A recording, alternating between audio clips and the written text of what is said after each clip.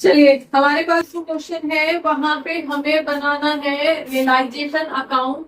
और जो मेरे पास क्वेश्चन बुक है वो आपकी न्यू वाली बुक है, न्यू बुक है आपकी। और इसका क्वेश्चन नंबर 20 है। रमेश और सुरेश, रमेश और उमेश, ठीक है। तो यहाँ पे रमेश और उमेश दो पार्टनर्स हैं। इनका क्या है, रेशो आपको दे रखा है, ठीक है। वर partners in a firm sharing profit in the ratio of their capital, मतलब उनकी कैपिटल का जो भी रेशो है उसी रेशो में वो अपना प्रॉफिट भी शेयर कर रहे हैं। और कैपिटल का रेशो क्या है, एक की 7 लाख है, एक की 3 लाख है। तो इनका रेशो, इसका मतलब क्या हो गया, इनका रेशो 7:3 हो गया। ये सेंटेंस समझ में आ गया। इनका पीएसआर अलग से नहीं दे रखा, आपसे क्या बोला हुआ है कि जो इनकी कैपिटल का रेशो है वही इनका प्रॉफिट शेयरिंग रेशो, मतलब जिसने जितना पैसा लगा रखा है उतना प्रॉफिट ले लेगा, ठीक है। चलिए आगे आपसे बोल रखा है बैलेंस शीट के अंदर क्रेडिटर्स, WCR, रिजर्व और रमेश का करंट अकाउंट, इस तरह की कुछ डिटेल्स दे रखी है। दूसरी तरफ उमेश का करंट अकाउंट दे रखा है, बैंक डेटर्स और इसी तरह के कुछ एसेट्स आपको यहाँ पे दे रखे हैं, राइट। एडजस्टमेंट्स आपसे दे रखी है कि फर्म डिसॉल्व हो रही है। रमेश ने 50% of stock at 10,000 less than the book value ले लिया है, ओके। दूसरी तरफ फर्नीचर उमेश ने ले लिया है 50,000 का। मशीनरी सेल हुई है 4.5 लाख की। क्रेडिटर्स को फुल पेमेंट करनी है और there was an unaccorded bill for repair, मतलब इससे पहले ये बिल एग्जिस्ट नहीं करता था, ये अचानक से अब मिला है, तो पेमेंट तो इसकी होगी। वॉज सेटल्ड एट 140, ओके जी। चलो, तो हमारे पास हम बना रहे हैं यहाँ पे रियलाइजेशन अकाउंट। एंट्री कर लो सीधे रियलाइजेशन अकाउंट के अंदर। सबसे पहले हम क्या करते हैं, क्लोजिंग ऑफ एसेट यहाँ पे बड़ा सा बना लेते हैं, ठीक है। फर्स्ट स्टेज के अंदर क्या करोगे बता दो, पर्टिकुलर अमाउंट, ठीक है, राइट। अब यहाँ पे आपके पास लाइबिलिटीज कौन कौन सी है, टू साइड में, सॉरी एसेट्स डाल दो, क्या कहते हैं, एक एक करके बोलते चले जाओ। बैंक बैलेंस, बैंक को लिखने की जरूरत नहीं पड़ती क्योंकि वो तो खुद ही कैश है, वो तो सेल्फ कैश ही है। जब बैंक अकाउंट लास्ट में लिखेंगे तब लिखेंगे इसको, राइट। दूसरा आपका एसेट है डेटर्स, तो आप डेटर्स मेंशन कर दो। यहाँ पे क्या आ जाएगा, टू डेटर्स, और डेटर्स आपके पास डेटर्स अकाउंट 2,40,000 है, ठीक है जी। नेक्स्ट आपके पास स्टॉक भी है, तो आप यहाँ पे टू स्टॉक का to stock account 130। Then furniture है, टू फर्नीचर लिख दो, तीसरा यहाँ पे आपका फर्नीचर है। देन आपके पास मशीनरी भी है और मशीन है 930 की, ठीक है जी। डन। उमेश का करंट अकाउंट है, पार्टनर्स के करंट अकाउंट या कैपिटल अकाउंट को तो हम बाद में सेटल करते हैं, सबसे लास्ट में जब पीसीए बनाएंगे तब, राइट। तो एक्सटर्नल जितने भी हम आपके पास एसेट्स थे उनको आपने देख लिया, रिकॉर्ड कर दिया। टोटल करके बता दो, अरे मैंने बाहर ही लिख दिए, अंदर लिखने मेनली, चलो यहीं पे वो करते हैं। डन। ये मेनली अंदर लिखते हैं, यहाँ पे लिख दिया, कोई बात नहीं, टोटल करके बाहर लिखते हैं। डन। दूसरी तरफ अब लाइबिलिटीज देखो, लाइबिलिटीज आप बाय साइड में करोगे और बाय साइड में आपके कौन कौन है, क्रेडिटर्स है, ठीक है। बता दो क्रेडिटर्स कितने के हैं, 170 के हैं। और ये आप क्या कर रहे हो, एसेट्स एंड लाइबिलिटीज क्लोज कर रहे हो। यहाँ पे आपने एसेट्स क्लोज किए, यहाँ पे आप लाइबिलिटीज क्लोज कर रहे हो, इस बार को अंदर लिख दें, ठीक है। देन दूसरे लाइबिलिटी आपके पास क्या है, WCR, और WCR आपका क्या है, 2,10,000 का यहाँ पे अवेलेबल है। लेकिन क्या इसकी वजह से कोई भी मीन्स लाइबिलिटी क्रिएट हो रही है फॉर्म के ऊपर, किसी तरह का कोई क्लेम दे रखा है, तो इसको हम नहीं लिखेंगे, राइट। अगर इसकी वजह से कोई लाइबिलिटी क्रिएट हो रही होती, मतलब कोई क्लेम भी दे, तब हम यहाँ पे इसको रिकॉर्ड कर देते, राइट, ठीक है। तो रिजर्व को अभी हम यहाँ पे नहीं डालेंगे। नेक्स्ट आपके पास आ जाएगा जनरल रिजर्व, अगेन पार्टनर्स का है, पार्टनर्स में डिस्ट्रीब्यूट होगा, यहाँ पे इसका कोई लेना देना नहीं है। रमेश का करंट अकाउंट हमें कुछ नहीं करना है और कैपिटल अकाउंट भी यहाँ पे रिकॉर्ड नहीं होने हैं। तो यहाँ पे जो लाइबिलिटी है वो तो आपकी टोटल जो है वो 170 ही रहेगी, क्लियर है भाई। यहाँ तक किसी को कोई इशू? डन। अब आ जाते हैं एडजस्टमेंट पे। तो ये तो आपने क्या किया है, क्लोजिंग ऑफ एसेट्स, और ये आपका क्लोजिंग ऑफ लायबिलिटी। आप क्या बना रहे हो, जनरल एंट्री आपको समझ में आ जाएंगी, बना दोगे जनरल एंट्रीज की? जनरल एंट्री बना दोगे? इसकी क्या होगी जनरल एंट्री? हाँ, या realisation account to sundry assets.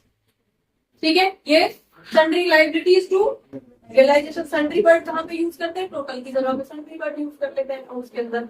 ठीक है, नेक्स्ट आपके पास Ramesh to 50% of stock at 10,000 less than the book value. Stock था कितने का? स्टॉक था 130 का। अब आपको यहाँ पे कैलकुलेशन समझनी है कि स्टॉक था 130 का, इसका 50% ले लिया है किसने? रमेश ने। ठीक है, और वो भी 10,000 कम करके लिया है। सेंटेंस है, तो इसका मतलब 50% का जो एसेट था वो 55 में उसने ले लिया है। 65 का था, 55 में ले लो। क्लियर हो गया? डन। लिख दू? क्या लिखोगे? अब यहाँ से रियलाइजेशन स्टार्ट हो रहा है। अब इसमें उसने कैश तो दिया नहीं है, ऐसा तो बोला नहीं है कि वो कैश पे कर रहा है, उसके तो कैपिटल से काटेंगे, वो तो काटते रहेगा। उसने लिया है यहाँ पे, तो हम क्या लिखेंगे इसको? बाय क्या लिखोगे? रमेश है ना? हाँ जी, रमेश के कैपिटल अकाउंट को डेबिट करेंगे। किसकी वजह से? स्टॉक की वजह से करेंगे। से 55,000 में लिया है उसने आपका स्टॉक। ठीक है, क्लियर है? कैलकुलेशन क्लियर हुई है नहीं? टोटल स्टॉक कितने का है? 130। 130 का आधा वो ले रहा है, तो मतलब 65 का ले रहा है। उसे भी वो 10,000 कम करके ले रहा है, वैल्यूएशन 10,000 कम करके ले रहा है, बुक वैल्यू से 10,000 कम करके वो दे रहा है, तो 55,000 उसके अकाउंट से काटे गए। क्लियर हो गया? डन। आगे देख लो। नेक्स्ट है furniture was taken by Umesh for 50,000। जो फर्नीचर था वो ले लिया उमेश भाई साहब ने। फर्नीचर था कितने को? By Umesh capital account. अब यहां से उमेश के कैपिटल अकाउंट को काटा जाएगा, और फर्नीचर था कितने का? भाई साहब ये तो जबरदस्त प्रॉफ पकड़ा के जाएंगे। फर्नीचर था 2 लाख रुपए का, और ले कितने में लिया उसने? 50,000 में। सिर्फ 50,000 रियलाइज में फर्नीचर को बेच के। ज्यादा पढ़ना हो गया। ठीक है, मशीनरी सोल्ड हुई है 450 की। मशीनरी पे भी जबरदस्त झटका लगा है। मशीनरी कितने की थी? 930 की थी, लेकिन वो सेल हुई है। सेल, तो यहाँ पे आप क्या लिखोगे? बाय कैश या फिर बैंक अकाउंट, दोनों में से एक भी लिखोगे तो भी चलेगा। किसके नाम पे? मशीन के नाम पे। और कितने की सेल हुई है वो? 450 की वो सेल हुई है। क्लियर है? डन। आगे आ जाते हैं। नेक्स्ट स्टेटमेंट क्या बोल रहे हैं? Creditors were paid in full. तो फाइनली आपको यहाँ से 4.5 लाख रुपए ही मिला है, और तो कोई अमाउंट आया नहीं है सब। चलिए ये मिटा दो यहाँ से, ये मैंने ज्यादा इसमें लिख दिया। यहाँ पे कर लेते हैं 65,000 था, और उसमें से भी 10,000 कम हो गए, तो 55,000 की उसने ली। राइट। चलिए, तो यहाँ पे अब क्रेडिटर्स को पे कर रहे हो तो क्या लिखोगे? कैश या बैंक अकाउंट? किसके नाम पे? क्रेडिटर्स के नाम पे। और क्रेडिटर्स की पेमेंट फुल होगी। राइट। और थी कितने क्रेडिटर्स? क्रेडिटर्स थे 170 के, तो पूरे 170 पे किए जा रहे हैं। अगर इससे रिलेटेड कोई डिटेल नहीं भी दी गई होती, ठीक है, तो भी जितनी भी एक्सटर्नल लायबिलिटीज अवेलेबल है वो लायबिलिटीज पे होती। अगर क्रेडिटर्स के बारे में नहीं भी बोला जाता कि उनकी पेमेंट हुई है या फुल हुई है, कोई सेंटेंस नहीं होता, तो भी उनकी पेमेंट यहाँ पे करके नहीं सकता। डन। नेक्स्ट आपके पास सेंटेंस है, there was an unrecorded bills for repair 160। 160 का एक और बिल मिल गया, एक और लायबिलिटी मिल गई, लेकिन वो 140 में सेटल हो गई, तो फर्म के 140 खर्च में। ठीक है, तो 160 की रिकॉर्डिंग नहीं होगी, किसकी होगी? 140 की। तो यहाँ पे आप क्या डालोगे? To unrecorded liability. क्या था? बिल था ना, तो यहाँ पे सॉरी इसका तो नाम ही नहीं आएगा। टू कैश अगेन या बैंक। ठीक है, किसके नाम से? बिल्स के नाम से। 20 की बचेंगे। कितने का फायदा हुआ वो फायदा नहीं देख रहे। अब तो हम सिर्फ रियलाइज कर रहे हैं इतने का था, इतना कैश इससे बरामद हुआ, बस इससे फायदा हुआ है नुकसान हुआ वो नहीं देख रहे हम, क्योंकि अब हमें आगे तो चलाना नहीं है। अब तो हम सेटल कर रहे हैं, इसको सब खत्म कर रहे हैं। ठीक है, तो फाइनली एक और लाइबिलिटी जो हमें मिल गई वो 160 की थी, लेकिन 140 में करके सेटल कर दिया। तो 140 आपके यहाँ से पे हुए हैं। यहाँ तक किसी को कोई इशू? ठीक है, क्लियर है, डन। अब यहाँ पे नेक्स्ट आपसे बोला जा रहा है कि सॉरी, ये तो आपके हिंट पे दे रखा है कि आपसे कोई भी स्टॉक के बारे में सिर्फ आधे की डिटेल दी गई है, तो बाकी का स्टॉक कहाँ पे जाएगा? बाकी का स्टॉक किसमें रहेगा? कैश में बिका, और कोई भी डिटेल नहीं दे रखी है। इसका मतलब क्या है? 65 का ना, 65 की मिल गया। आधे की डिटेल थी ना, स्टॉक की आधे की डिटेल थी कि आधा स्टॉक एक ने ले लिया पार्टनर ने, बाकी आधा क्या हुआ? कोई डिटेल नहीं है, तो कैश में बिक गया। ठीक है, क्लियर है, समझ में आ रहा है? डन।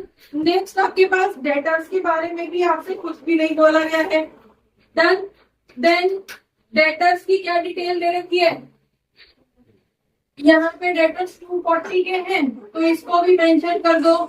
कैश या बैंक अकाउंट में आपके पास जो डेटर्स हैं वो 2 लाख रुपए के यहाँ पे रियलाइज हुए हैं। ऐसा क्यों हुआ? ऐसी क्यों डिटेल इसके अंदर हमें लिखनी पड़ी है? यहाँ पे आपसे बोला जा रहा है, ठीक है, फर्म डिसॉल्व हो रही है और ये एसेट्स आपके हैं, और स्पेसिफिकली यहाँ पे कुछ वो नहीं दिया गया है। अभी देखेंगे भी क्यों ना। चलो इसको टोटल कर दो जरा, टोटल करके बता दो। हाँ जी, डेटर्स आपके 240 के हैं। हाँ, तो 240 ही आएगा बेटा, बाय मिस्टेक नहीं किया है 240। ठीक है, टोटल करके बताओ जरा जल्दी से क्या आएगा यहाँ पे टोटल। लाइबिलिटी साइड का टोटल, एसेट साइड का टोटल करके बता दो। लाइबिलिटी साइड में हमारे पास यहाँ पे कितना आ गए? 000, देन आपके पास अगेन 0। हाँ जी, कितना? 18, 10 मैं कर लिया, मैं नहीं कर रही हूँ। ठीक है, नेक्स्ट इधर का बता दो जरा कितना आ रहा है टोटल।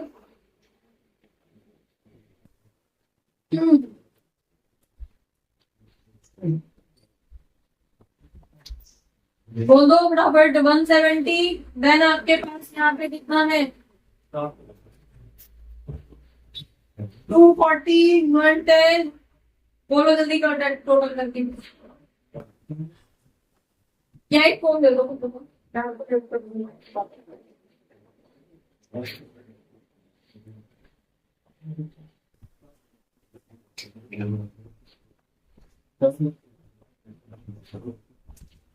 170 प्लस 55 प्लस 50,000 प्लस 450 बस 40 आ रहा है। प्लस 65 देख लेते हैं, प्लस 240।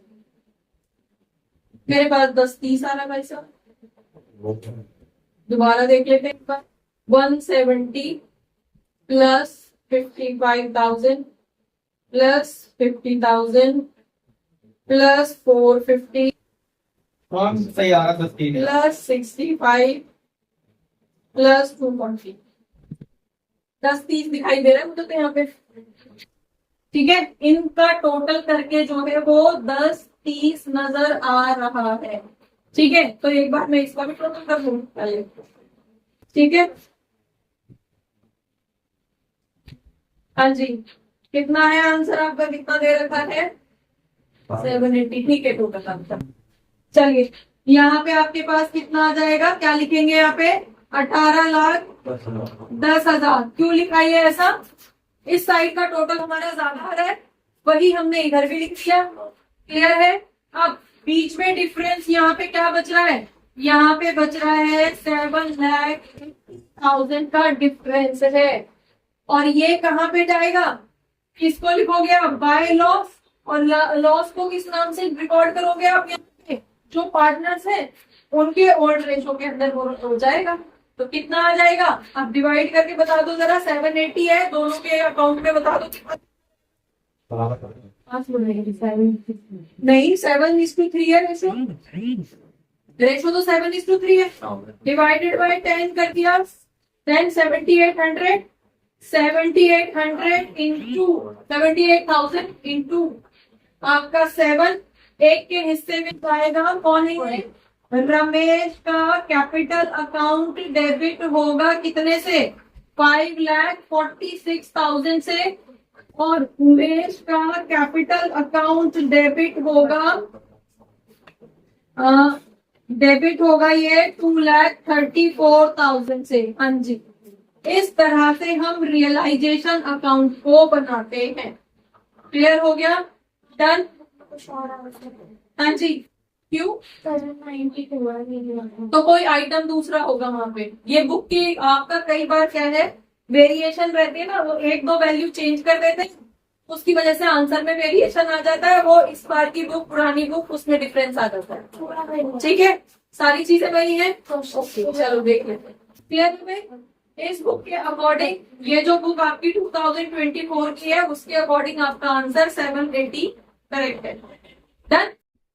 बच्चों, होपफुली बहुत सारे डाउट्स इस क्लास से रिलेटेड, इस टॉपिक से रिलेटेड आपके क्लियर हुए होंगे इस क्लास को देखने के बाद में। अगर रियली आपके कुछ डाउट्स, आपको ये क्लास अच्छी लगी है, तो आप इसको लाइक करिए, सब्सक्राइब करिए और अपने फ्रेंड्स के साथ शेयर करिए।